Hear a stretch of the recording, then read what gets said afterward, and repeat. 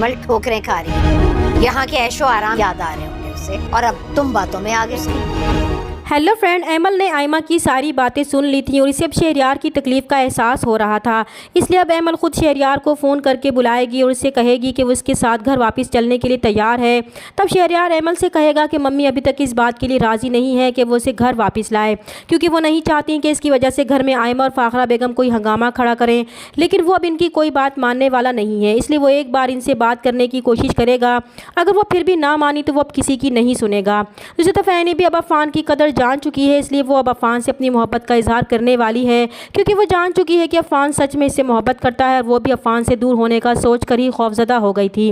दूसरी तरफ शहरयार ने आयमा को धमकी दी थी कि वो बहुत जल्द इसे छोड़ने या ना छोड़ने का फैसला करने वाला है, जिससे आयमा को कोई फ़र्क पड़ने वाला नहीं है, क्योंकि इसका मकसद शहरयार से प्रॉपर्टी हासिल करना था जो उसने हासिल कर ली थी। वो अपनी माँ को जाकर ये सब बताएगी कि अब वो भी इस जैसे अधूरे इंसान के साथ रहकर मज़ीद अपनी ज़िंदगी बर्बाद नहीं कर सकती, और वैसे भी इसका जो मकसद था वो पूरा हो चुका है।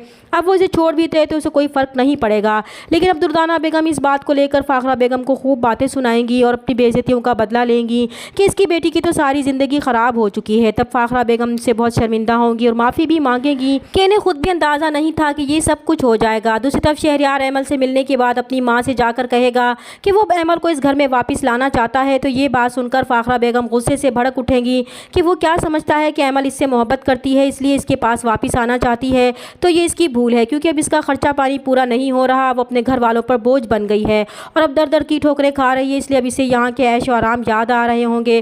तभी वो इस जैसे इंसान के साथ वापस आने के लिए तैयार हुई है और वो इसकी झूठी मोहब्बत देखकर फिर से इसकी बातों में फंस गया है। तो शहरयार को अपनी माँ की इस सोच पर दुख के साथ बहुत हैरानी भी होगी कि उन्हें अब भी अपने किए पर पछतावा नहीं था कि इनके इस गलत फैसले की वजह से आज उनका अपना बेटा सज़ा भुगत रहा था, लेकिन वो फैसला कर चुका था कि ऐमल को वापस लेकर ही आएगा।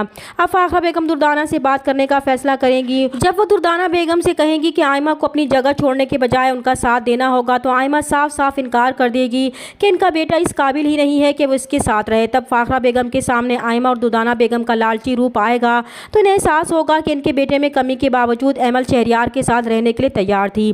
चैनल पर नए हैं तो प्लीज़ चैनल को सब्सक्राइब कर दें। मिलते हैं नेक्स्ट वीडियो में, तब तक के लिए अल्लाह हाफिज़।